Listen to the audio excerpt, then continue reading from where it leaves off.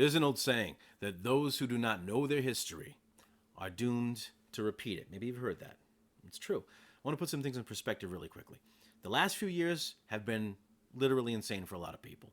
Driven some people insane too, because you get hit with one bomb after the next, and we went from riots to businesses closing to people being locked down to, take this or you're gonna be killing grandma to, it doesn't matter if you took it or not because you're still gonna.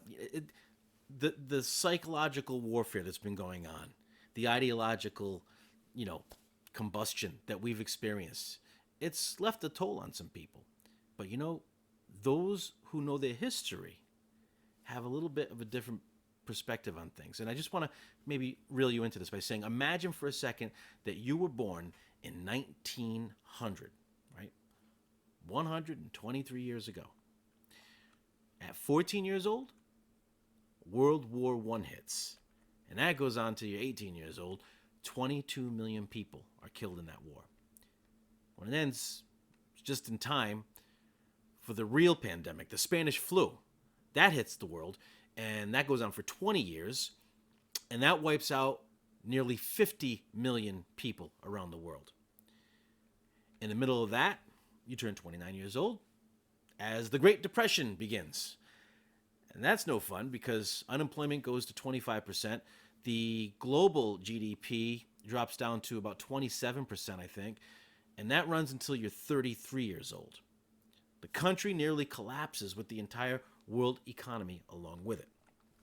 And just as you turn 39 years old, you're enjoying the fact that you've escaped the Spanish flu unscathed, or maybe you don't have many problems from it, but that then leads to World War II beginning. You're not even over the hill at this point. You're 39 years old.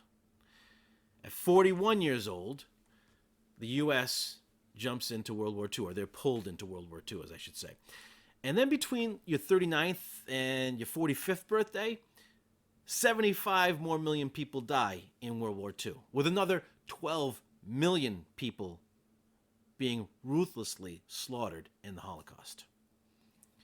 Then you get about 7 years off. Nothing major happens to speak of before you turn 45 years old and boom, time for the Korean War.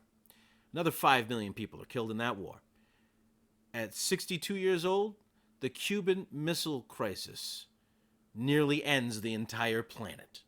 Life as we know it would have been decimated in nuclear war had some great leaders not stepped in to prevent the worst from happening. So we have to be thankful for that.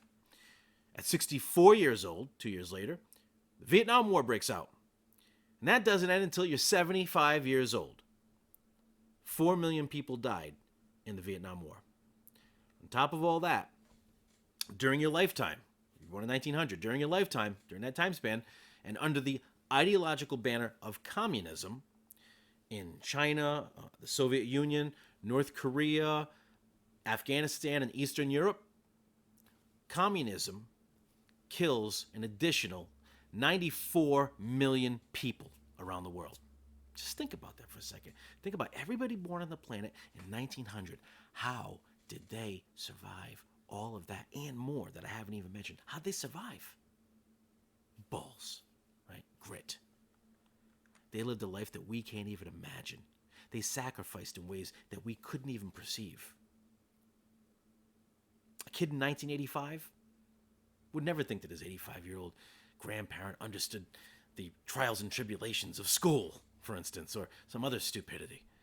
Yet those grandparents, now great-grandparents and maybe great-great-grandparents and maybe no longer with us, unfortunately, they survived through everything that I just mentioned and more that you can't even wrap your head around. Perspective. It's an amazing art if you can process it that way. So let's keep perspective. Keep an eye on what history can teach us. Be smart. Use the tools that are available to you. Help each other out. Let's do that. Let's lift each other up. And just know that no matter what comes your way, no matter how bad the last few years have been, I promise you, things will get better. Because this too shall pass.